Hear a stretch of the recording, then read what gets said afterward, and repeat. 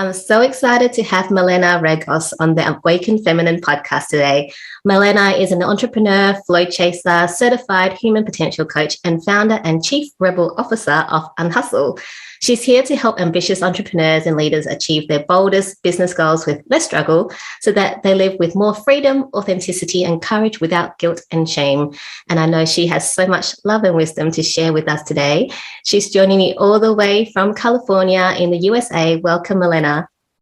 Thank you so much for having me. I'm excited to speak with you today. I'm so excited to speak with you because I mentioned to you before when we only met last week that I only discovered you probably in the last 3 or 4 months. And I went, oh my gosh, this lady is, the message is exactly, what I tell my clients to hustle. And I just absolutely love that message. But before we get started on your journey, I'll really love to ask you this question, which I ask all my guests. What is your definition of an awakened feminine?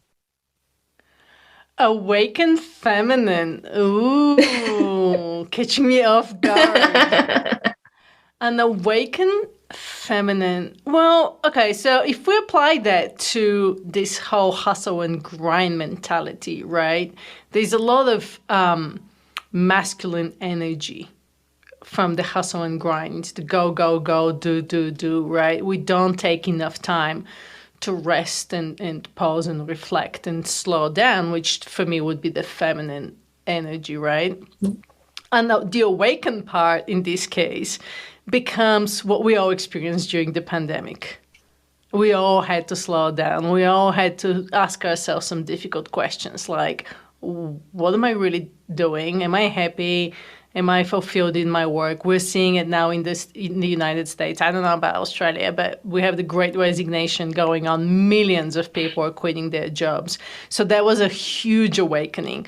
So a combination of the pandemic with the energy and awakened feminism is actually happening at the moment. And people are realizing that the way we're working isn't working, it's broken, and we need a different approach to how we live, how we work, and how we play. How is that for an answer? I love that answer. And I totally agree with everything you say that, these last nearly 2 years has been such a great awakening for people finding that they're reconnecting more with their family because they need to work from home and being able to spend more time with their children and going, actually, I don't want to be working Monday to Friday, 9 to 5. I actually want to reduce my day so I can actually be the parent at home, or actually I've got these other interests that I like to pursue. So I really do absolutely agree. And I love that definition that you've just provided. Thank you so much for that. So Milena, I want to ask you now, let's jump into your journey. Where did that term unhustle come from? Because funny, I'll give you a little backstory so you can kind of then talk to it as well. Because I went, oh yeah, when I started my coaching business, I'm going to call this Unhustle for Abundance. And then I was like, oh, okay, yeah, cool, right.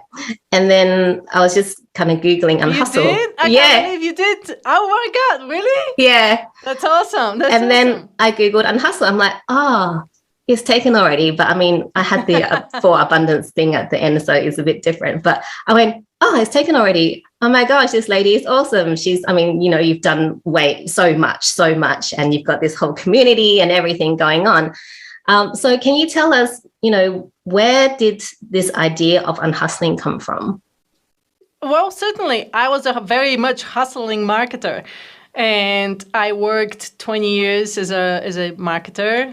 I won awards. I worked with some celebrities like Madonna and Steve Nash and Dr. Wow. And I built an agency. And eventually I realized that I'm hustling so much that I ended up sacrificing my marriage. I'm still married, but we weren't really spending that much time together. My health started to deteriorate. I lost a lot of my friends because I never had time for them. And so I had success in one aspect of life. I had certain success. And it's not like I was rolling in money either. I was doing okay, but it's not like I was pretty much, all of this digital marketing is just an endless hustle. And so I realized at some point in time that I needed to take a pause and take myself out at least for a week. So we planned a vacation to Baja, Mexico. And while it turned out to be a digital detox trip, which I wasn't planning on, I probably wouldn't have gone had I known there's no internet in this town. And so while there, since there was no internet, there was nothing to do, we decided to learn to kiteboard. And that's a really scary experience. But that experience really made me realize I can't think of anything else because I was just thinking about work all the time. And so I had to focus on what I was doing, turn into a mindful moment. And in that mindful moment, I was thinking, my parents passed away way too young to enjoy retirement. All I seem to be doing is working. My health is deteriorating. What am I doing, and why am I doing it? Is it because culture says this is what success looks like? Is it because we're just completely brainwashed really into this cult of productivity? Is it because everybody around you is doing it, so you have fear of missing out? So I started to research and dive deep into why am I doing it and what are my habits and beliefs around it. And that's how I joined the Human Potential Coaching Institute. I got introduced to mindfulness. I did stress reduction, mindfulness-based stress reduction training, which was, during that training, it was like somebody flipped a switch in my brain. And all of a sudden I was like, wow, wait, there is actually this life happening around me that I've been completely missing out because I've been living in this robotic experience. And so eventually I said, I did a lot of research, a lot of studying, a lot of trainings. And I said, how do I package all of this knowledge now together? And how do I take other people on this same journey? Because I knew my friends and other people in my marketing industry, a lot of people, in the tech industry, and other industries as well, we're just addicted to overworking. Whether we're addicted to it, we think that's the only way. Because what happened to me is when I started to slow down and I started to work less, I was actually more creative, more focused, and more productive. I was accomplishing more in my days while doing less, and still had time to spend with friends and hobbies and reading and all these things. So my life became a lot more fulfilling. And now I want to share this experience and knowledge and skills with other people. And that's how Unhustle was born. That's really awesome. And isn't it crazy, the programming that, we've succumbed to as a society, where hustling, that's people put so much value on hustling, or they want to show everyone that they're hustling. Oh, I work, 14-hour days, 16-hour days, like it's a badge of honor, when it's, like you say, it kills your health, it kills your relationships, it kills your creativity. And actually what happened with me is my clients were hiring me for my creativity, and all of a sudden I knew my creativity was going. And it really scared me. And that's the one thing I'm constantly trying to explain to people. And there's a huge fear from people saying, well, if I stop working so much, I'm going to make less money. And that's actually all the science and the research and the data shows that that's actually the opposite. And I know it sounds so counterintuitive. I was just reading a report actually before we jumped on this call from the 4-day work week from Alex Pang. There's so many companies going on a 4-day work week showing that the employees are more productive, more fulfilled, happier, healthier. They have more time for family, more time for hobbies, and they're working fewer hours. Because let's face it, we have so many distractions that we're currently dealing with. We're stressed out, so we can't really focus. We're working from our homes, so we're living in our offices. And so we really have no clear separation. And the whole notion for work-life balance, to me, was a myth the entire time. I'm convinced it just doesn't exist because we don't really have a life. All we do is work for the most part. And so I'm trying to create this completely new category of creating a sustainable live, work, play design where you have, a 360-degree life with work and meaningful work and work that energizes you, but you still have time for play. Yeah. I love that. And I used to be a pharmacist by trade, and the whole thing about working less and being more productive is so true, because I found that when I used to work full time, I think you see people around you and you start talking, and there's a lot more social going on, and you're like, oh, I've got the whole day, so you might do things a bit slower. But when you actually have that rest time and then you go back to work and you're working less, when I went back afterwards, working part-time as a mum, I was like, okay, I know that I need to go into work. These are the things I need to do. I've got my, I need to accomplish these things by today. And I end up being way more productive. And then I've got that downtime when I go home. So it ends up being so much better because you get your rest and you're also very productive. Yeah. And a lot of companies try to say, we're a family. No, we're not a family at work. I mean, ideally, we're a community, and we still have meaningful, good, healthy relationships at work, so that we don't completely turn into machines while we get to work and no one's talking to anyone, right? But we're not a family. You don't necessarily have to spend your weekends and your evenings and your every single minute with your coworkers. It's good to have life outside of work. Yeah.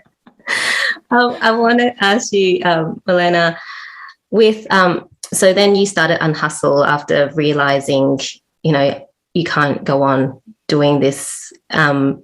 So then how long did it take you to actually really form this community and do everything that you're doing now?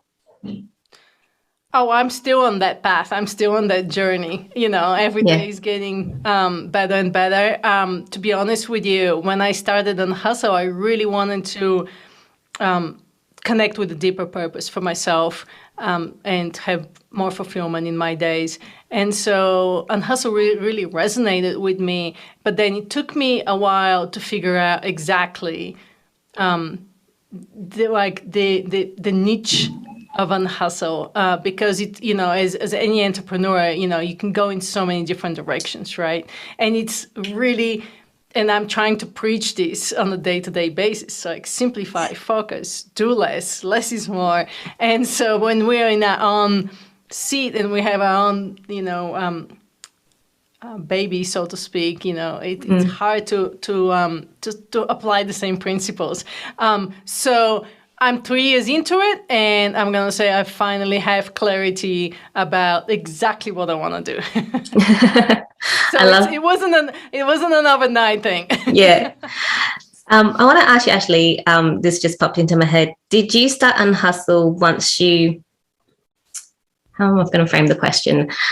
Like, I know you discovered that you can't keep going like how you're going, and then you kind of did your research, but was there a moment where I'm trying to figure out how I'm going to ask this. Sorry, my words are not coming out.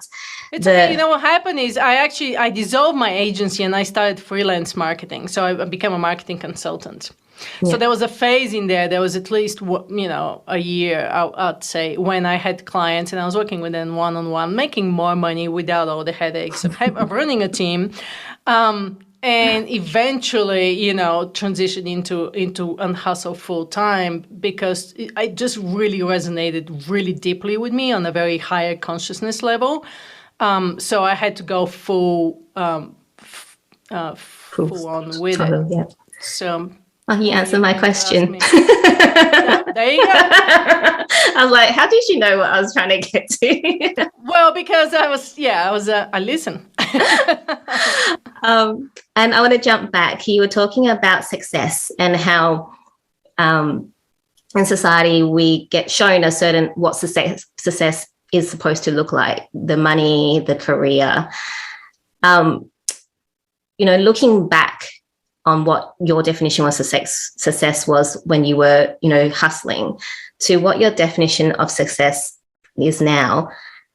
How big is the difference? Can you tell us what it was before and what it is now?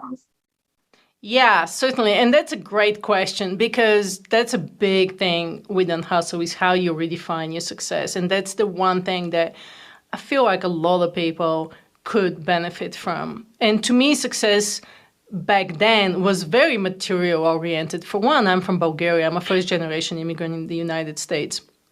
My parents sold the house and gave me all the money from it, $11,431, and basically said, this is what we can afford to give you. Good luck. I came to the United States to pursue a master's degree in marketing, in international marketing. So I was on a very driven mission to achieve the American dream, so to speak. And a lot of the American dream to me was around material success. Fast forward till today, it's changed completely to be a lot more aligned with who I am, with my values. And having a complete life on a day-to-day basis. And it's not ideal every day, but as long as I'm aligned with my purpose, I have joy in my day, I have some mindful moments throughout the day, and I have a fairly balanced live-work-play scenario on a day-to-day basis, I'm very happy. Are there days that I'm still pushing my exercise because I have something really exciting I want to do at work? Yeah. Absolutely, but I'm a lot more aware. And so when that happens, I'm a lot more capable to say, I need to take a break. I know the science, I know the research. I know that I'm more creative, more productive, and more focused when I do take a break. So what I'm saying is, even with somebody who's done all the research and knows about this, it's still difficult. It's not like, oh, I have it all figured it out. I'm glad to know that you're a human being and not a robot, because it's so true. Like, people think that, if you teach certain things that you've got it sorted, that, you don't get angry, or, you have the best relationship and you don't argue with your partner if you're a relationship coach. If you're an unhustle coach, then you just, unhustle all the time. But it's good to know that you're a human being and that you're still learning and growing and evolving on your journey. Oh, I don't think I'm ever gonna. I think the journey is the journey, Yeah. But I think we can have more awareness, which mindfulness training would point you in that direction. We can have more awareness. We can be more in touch with our values. We can have more intention in our days. And to be honest with you, I probably work focused work. I probably work about 4 to 6 hours a day. That's a really good day for me, a focused work. Your brain can't sustain any longer than that, right? So I no longer work the crazy 14-hour days, work at night, work on weekend stuff, stupidity that I used to do, really. So it's been a lot more normal. I turn my computer off at 5 o'clock, if not earlier. If not, my dog starts to bark at me. If my dog doesn't start barking at me, my husband's in my office. So, and, I just walked in from a meeting. So basically, we have so much more flexibility working from home, right? And it doesn't have to be a 9 to 5 by any means. At some point in time, I was teaching a course. I called it Unhustle Morning. And it was all these morning rituals that I started doing in the morning before I would actually start working. And people are like, how long does that take you? And I would say, it depends on the day. Some days it's 5 minutes. Some days I'll take 2 hours. It doesn't matter. I would do meditation, movement, and reading and journaling, and cold showers and bulletproof coffees and walk my dog in nature. And then when I know I'm fully online, my mind, my body are fully awake, fully online, then I'll sit down and I'm creative. I'm not procrastinating. I have, confidence, clarity as to what I want to accomplish. I mean, there's just so many things you can do. The doing part doesn't have to be that long. A few questions popped into my head whilst you were talking about that. One, are you a morning person? So, do you wake up early, or are you more, you wake up whenever you want to person? I don't set an alarm anymore, so I wake up when I wake up. Like a lot of people, I've been struggling with sleep I've been having coronasomnia. Yeah. Because of that, I let my body decide when it wakes up. I'm normally up between 6 and 7. And I didn't used to be a morning person, but I've completely changed the way I work because I realized that the mornings, studying the science of flow, right? Flow being a state where you're completely engaged in the activity, but you can actually hack the flow state as well. So I've changed the way I work. I used to like wake up and have an hour workout and then sit down to work. I no longer do that. I would get up and have a work session for about an hour. And then I'll do my Unhustle morning rituals and walk the dog and do all that stuff. And then I'll have another session. But basically, 60 to 90 minutes in the morning, 1 to 2 sessions to do my deep work, my most important work before any distractions. I don't look at emails. I don't check my calendar. So it's a very different way of working compared to the way I used to work, which is you wake up, you check your emails, and off you go. You get into reactive mode, right?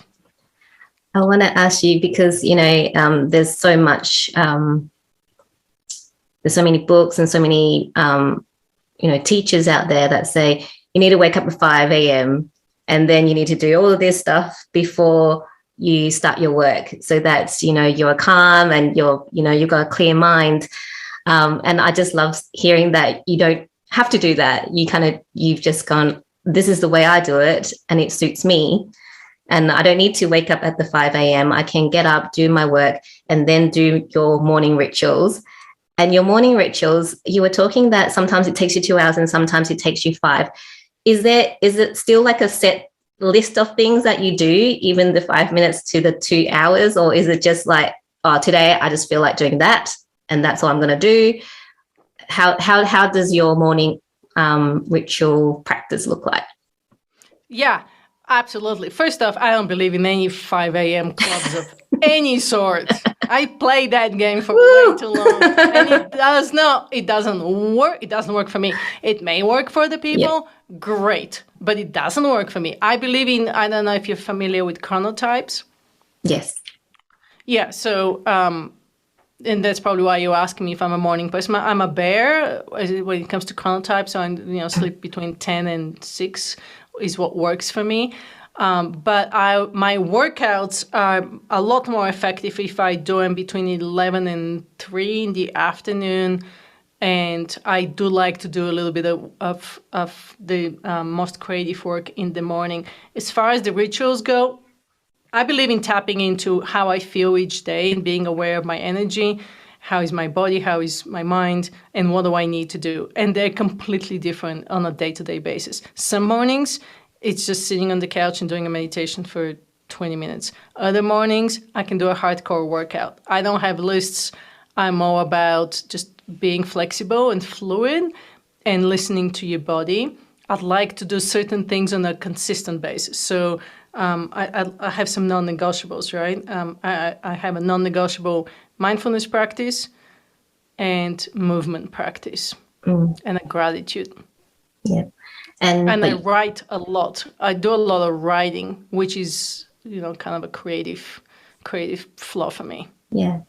I want to ask you those, your non-negotiables, they're non-negotiable in your day, but are they set? I know you said your exercise, you do it between a certain time, but is there like a consistent time that you do it? Or is it just, that's, okay, this is what I'm feeling now, I'm going to do that non-negotiable, and this is what I'm feeling now, I'll do that. Yeah, I'm very fluid like that. Yeah. That's what works for me. But other people need more routines and more structures, Yeah, definitely. I mean, what do you do? I'd like to hear what you do. I wake up when I feel like it. I used to, I've tried the 5 a.m. and it doesn't work for me. That's why I was like, yay, another person, because I get so tired. I've got kids and they don't sleep, so I need to be rested. So it's a non-negotiable for me to get your sleep. To wake up early now. So it needs to get my sleep. And when I wake up, I do my automatic writing. So I do my journaling for about half an hour, whatever comes through. It's not on a particular topic. Sometimes it is, but most of the time it's just whatever flows through. And I do get quite a lot of nuggets or things that I need to, work on. Morning creativity, pages. morning pages. And then like you, I go, okay, what do I feel like today? Am I meditating or am I doing a, energy practice? Exercise, I'm working on that. I kind of am an up and down person with exercise. I'm trying to get back into it. I did one day. I'll tell you one thing about exercise. I kind of got off a little bit. And I won't say, I mean, I'm a pretty active person, I live in Lake Tahoe, we hike a lot, but I kind of got off the exercise. And because I was doing meditation and mindfulness, I didn't feel the need of like the stress relief from the exercise. But you know what happened to me? I'm pretty observant these days with my mind, body, and actions. And I just want to tell you this. What happened is I started to notice like higher levels of procrastination showing up, and higher levels of fear when you need to work on something or do something. And so I went back to the workouts because I realized there's this really tight connection in your brain between pushing yourself hard in a workout and pushing yourself hard at work are very similar. Just for what it's worth. Yeah, to share that with you. That's really cool to know. It's funny because I used to do hot Pilates and hot yoga, and I took a break because my body just went, meh. And when I went back, it was, all about listening to your body. Whereas before I'll push through, but I went back and my body was just like, no, you need to stop doing that. So I think the other thing, maybe, if it's worth anything, is tune into your body about what exercise you need to do as well, or your body wants to do. So at the moment, absolutely. I'm trying to figure out the exercise that my body wants to do. Feels like dancing right now. So I've kind of been doing a bit of this thing called Shakti warrior dance. So it's been quite fun doing that. Oh, yeah, that sounds like very, energy. Yeah, kind of dance. Feminine flow. Awesome. Yeah. Awesome. Yeah. Oh, absolutely. You have to listen to your body too. And your body changes throughout the years. I mean, I used to, get up at 6 a.m. and do a HIIT workout at 6 a.m. and then feel completely drained and exhausted for the rest of the day. Where now, like you said, yoga, Pilates, TRX, I mean, whatever. You got to listen to your body. I'll share. I'll tell you. Wrap it up on the morning practices. I coined my little morning ritual, the sunrise method. Oh yeah. And so S is for the sleep, and also sunlight in the morning, so you can improve your sleep at night. U stands for unplugged, so starting your day unplugged. N is for connecting with nature. R is for the reading and writing. I is setting intentions. S is for your stillness, mindfulness, meditation, gratitude, and E is for energy. And so having that little acronym in my mind, it just makes it easier to say, oh, what am I going to pull from the sunrise today? That's just a little hack. So I know you're writing a book at the moment, Milena, about unhustling. Can you talk a bit about are you allowed to talk about what your book is about? Because I know. Why not? Oh yeah, cool. I don't know. Sometimes people want to I know it's not out yet. So a big reveal. I have 1 million followers. Yes. No, ask me anything. I'm still working on the book, so I don't know exactly what the book's gonna tell, but happy to share what you want to know. Yeah. Oh, well, I mean, it's called Unhustle from what I gathered. Yeah. And I signed up to be a beta reader. Oh, cool. Very good. Yeah. So I have an advanced reader team page on the website. If people want to sign up, I'll send the book for free when it comes to time. Yes. So I'm excited about that. So I want to ask you, obviously your inspiration is because of everything that you do, but can you give us a little glimpse of what it's going to look like, or have you got any plans for what the book, is going to, are you talking about your journey, or are you giving practical tips, or a bit of both? Yeah, it's a bit of both. So I'm really want to turn into an experience for people. I mean, the last thing I want to do is write another self-help book. So it's looking more like a business book, but a lot of it's actually my experience, my journey, in combination with other people's stories and other people I've met along the way, in combination with some practical tips for people to put into action. And I have some ideas in there as to how to make it more creative, as well as how to make it more interactive. So I'll probably allow, not probably, but I'm thinking of allowing people to get into the community while they're reading the book, so they can practice the things I'm talking about in the community and make it like a worldwide journey an investment, so they can experience some of the things they're reading about. Because I don't know about you, but all these books we're reading, and I've read, I want to say 300 books over the past 2 years while I've been writing my book. So all these books, they're just, well, a lot of them are great books, great information, but then we don't do anything with it for the most part, right?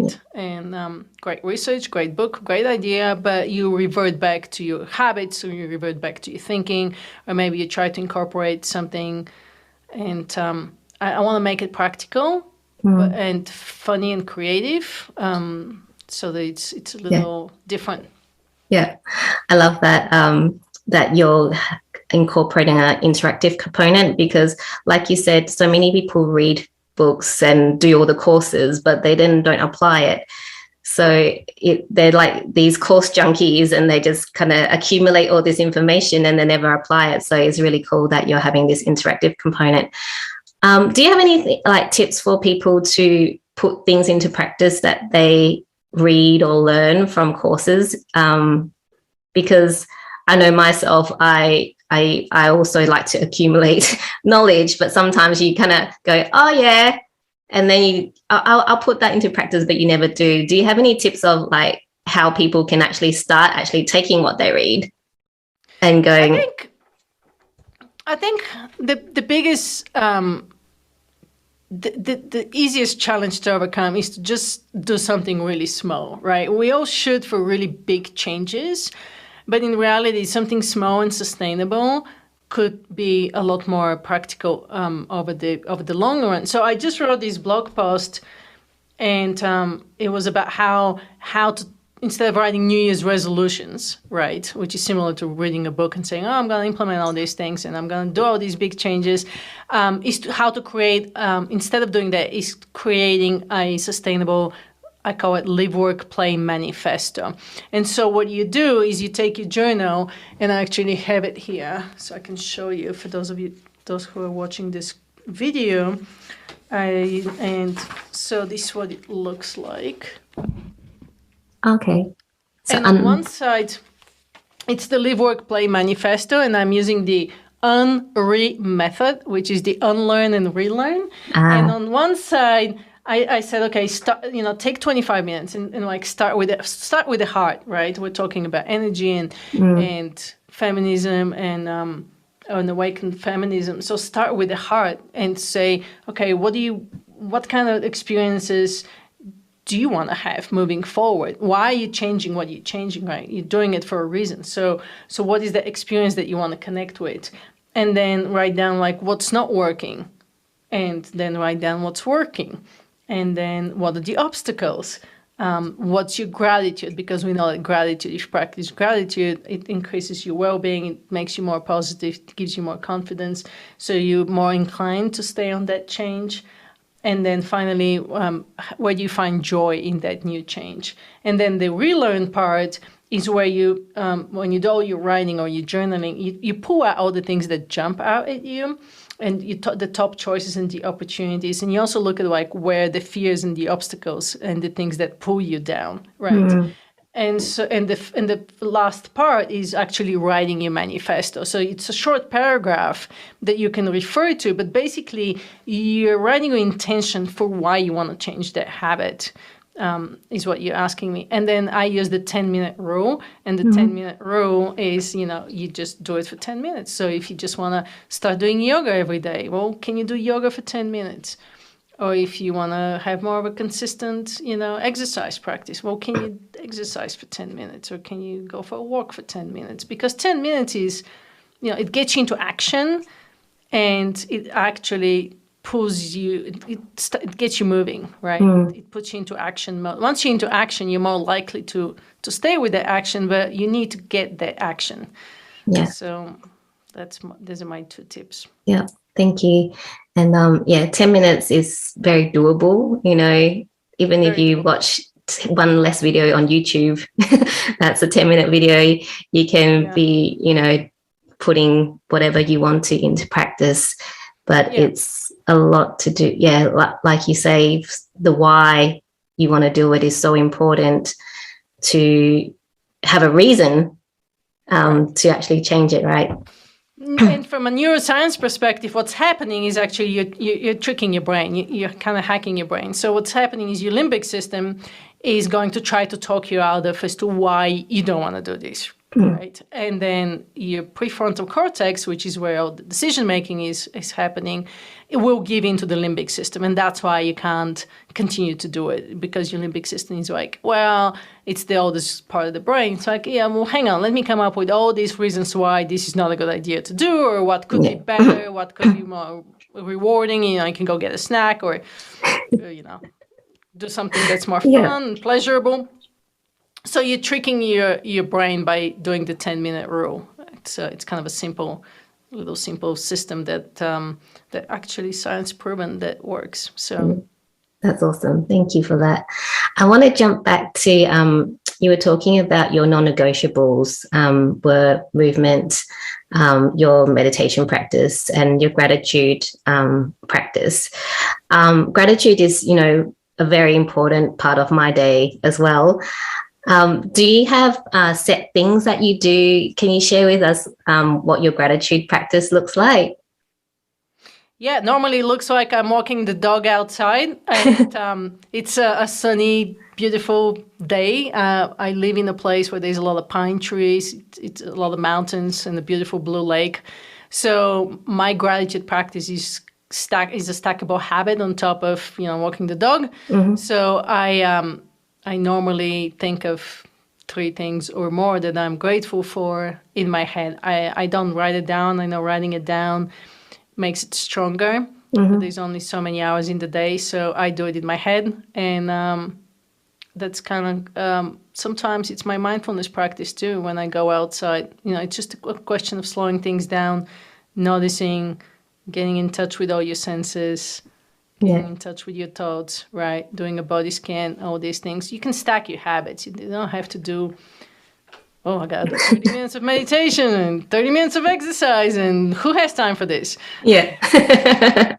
It's all about unhustling, right? Well, like I said, some mornings I do it for 3 hours, and I can't tell you how productive I am after that. Some mornings I want to get up and get going. So, Yeah, that's awesome.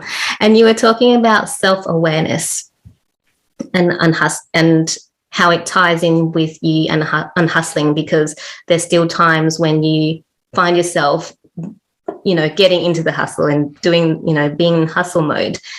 And mindful hustle. Yeah, mindful hustle. Mindful hustle. I want to ask you, how can someone build their awareness muscle so that they are aware when they are, doing something that is not really serving their body or their mind or their soul? Yeah.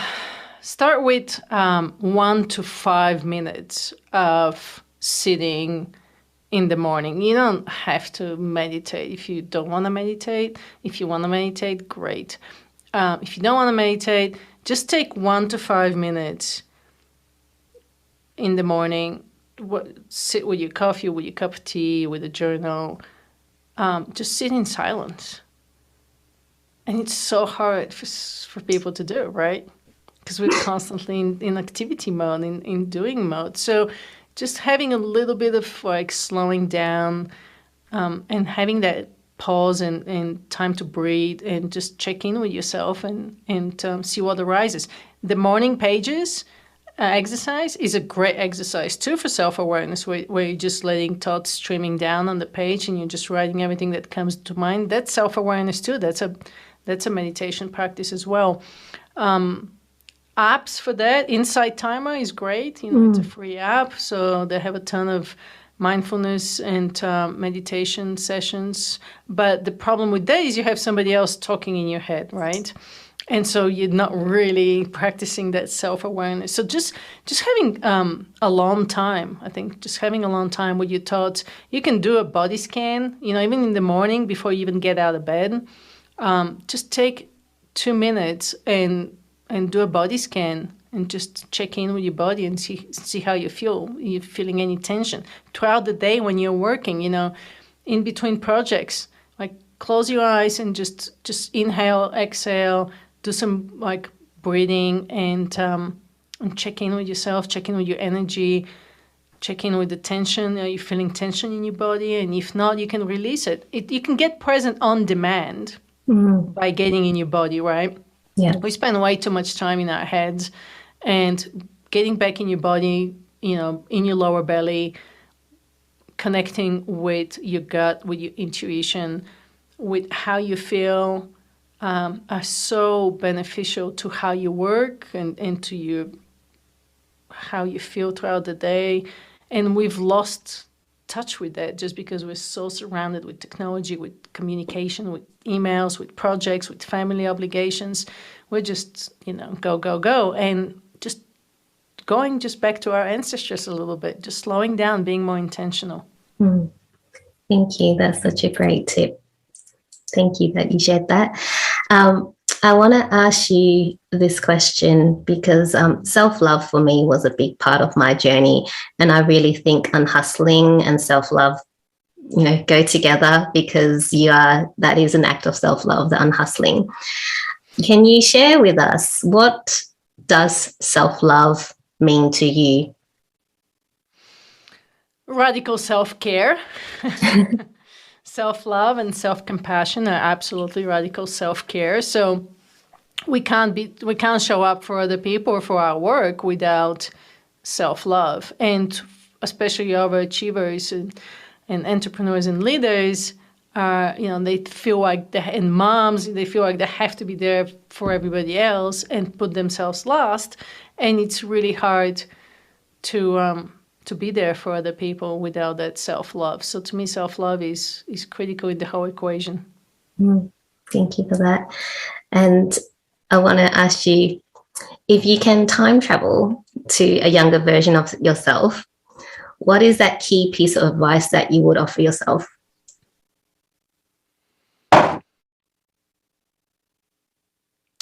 To have the courage to pursue what I believe in, and to follow my dharma, which is purpose, right? I have journals from years back, and it's really interesting to me that everything I'm doing right now is what I was writing back then. But I wasn't necessarily doing it. Yeah, so I'm actually living what I talked about and wrote about back then. I'm actually living it now. And when you get that fully aligned with who you are as a person, when you live in a place you love and you do something you love, you can even work longer hours because you're getting joy and energy out of it. So being misaligned is when we get into problem, and that's where your self-love comes in, right? With Unhustle, what I'm trying to do, Unhustle is not just about resting and recovering and recharging and meditating on the couch. It's about living a high-flow lifestyle with high-flow work so that you feel your best, you perform your best at all times. I absolutely still have that entrepreneurial, overachiever qualities in me. I moderate them better because I've realized there are other things in life in addition to just success at work. But I think living a complete life where you have a rich life and riches, to me, is ultimately the goal. Totally agree. Lost my voice there. And I really agree, totally resonate with that. Unhustling definitely isn't about just, sitting on the couch and going, all day. It's really about, living a life where you're so aligned that what you're doing doesn't feel like a hustle. But of course, also taking care of yourself in that moment as well, because like you said, if you're an overachiever, you have that tendency to overwork. So bringing that back to awareness and knowing, okay, right, I'm hustling a bit too much here. Let's pull it back. Why is this happening? And all those things. So definitely such a strong message that you're putting out there that I absolutely love so much. Can you talk a bit about your community for Unhustle and, if people want to join, what it looks like and what kind of resources you have available. So, for people that are like hustling and going, oh, I need something, they can go and find you and get some help. Yeah, well, a couple of things on that. The community is really cool. There are people from all over the world in it, and entrepreneurs, leaders, executives, coaches, and it's basically a place for us to connect, interact, learn from each other, have accountability, and we also have monthly teams. We do some challenges. I provide resources in there, do little nudges throughout the month. We have a book club, and we have different topics that we talk about, like burnout prevention and mindfulness. For the month of January, we're talking about simplifying. Now, what I'm working on developing right now is another online program, which is like a live, work, play, design program, which is going to be a short, kind of like an online course, but I'm going to put it in the community, and people who get the course will have access to the community, so we can combine the community element with the course and have that accountability. So these are kind of my two things in the works right now. I also have... from a community aspect, the reason I started the community is because I launched like an 8-week program, like a cohort, right? And it was so cool. We had 10 people that got together on a Zoom call. It was kind of like a mastermind from, again, all over the world. And we talked about ways we can, change limiting beliefs and change your mindset about this, and kind of evolved into, all of these people are still in the community. And so I'll bring the cohort back is where I was going with that, with the community component to it. So everything ties back to that community. But people can get into the community on their own without any of the other programs. And I have resources there. I have PDFs. I have cheat sheets. There are all kinds of different ways to learn without getting overwhelmed. The whole idea of a community, it's kind of like a Facebook for us to get together. It's not just me to preach or to, be the only voice in that community. So it's more of a place for us to get together and then have fun and change the way we live and think and be in this world. That's awesome. Sounds like a community I like to be in. So join us. Yeah, definitely. And I'm just mindful of the time, Milena. So before we wrap up, can you share with us what's setting your soul on fire at the moment? Ooh, that is a great question. Well, I don't know if I can go public with this, but I have some really exciting news. I know it's kind of exciting. Well, I just think I told you work-wise, my projects at the moment is my book, my live, work, play, design program, which I want to turn into something really cool, and the 8-week cohort program. These are kind of my 3 passion projects for work right now in the community, of course. Lifestyle-wise, I have some exciting news that will bring me more into an alignment with even what I'm preaching and talking. I'm going to have to keep it secret for the time being, but it's coming up soon. So if you want to hear about it, follow me on social media. Done. Awesome. Or join me in the community because you'll hear about it. I'm like, I must join. Just to hear the news. Thank you so much, Milena, for your time and your love and wisdom today. And if people actually want to work with you or find out, more about Unhustle, where should they go? Yeah, everything is at, they can reach me at unhustle.com. Everything on social media is an Unhustle. I'm doing a 30-day writing challenge at the moment. So I'm going to be more active on Twitter. I'm pretty active on LinkedIn, Instagram, Facebook. Everything is at Unhustle, without trying to spread myself too thin, let's put it this way. But the 30-day challenge program is pretty cool. So I'm writing these atomic essays, one a day, and I'll be sharing them with everybody. So yeah. Oh, nice. I'm not on Twitter, but I'll have to have a look what you're writing. I'm very interested. So thank you. It's actually a type form. It's like a social blog. So okay. Okay, cool. Awesome. So thank you so much. I'll have all your details in the show notes so people can reach out to you. Thank you once again. Thank you so much for having me, and enjoy the warm weather. Thank you.